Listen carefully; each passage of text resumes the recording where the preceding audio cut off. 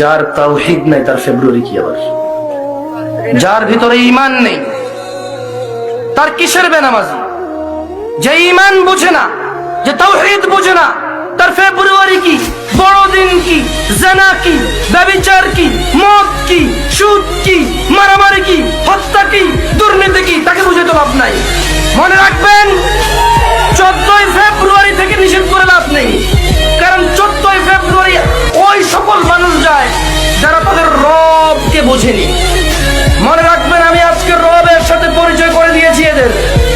এরা যদি মনে করে 14ই ফেব্রুয়ারি যাবে আর ওদের মৃত্যু হবে ওই অবস্থায়, আর তাদের কোনো ওলি মুর্শিদ আছে যে তাদের কবরে যাবে 14ই ফেব্রুয়ারির ও নষ্টাপনা, নোংরা অশ্লীলতার ওখানে গিয়ে তাদের কবরে গিয়ে কেউ তাদের রক্ষা করবে, ওলি আর মুর্শিদা আছে, আমি আর আপনি কি করবেন?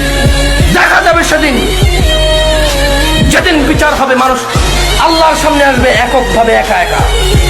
সেই দিন দেখা যাবে ইয়াউমা ইয়াফিরুল মারউ মিন আখিহি, যেদিন মানুষ পলায়ন করবে তার ভাই থেকে, উম্মিহি ওয়া আবিহি, তার মা আর তার বাপ থেকে, ওয়া সাহিবাতিহি ওয়া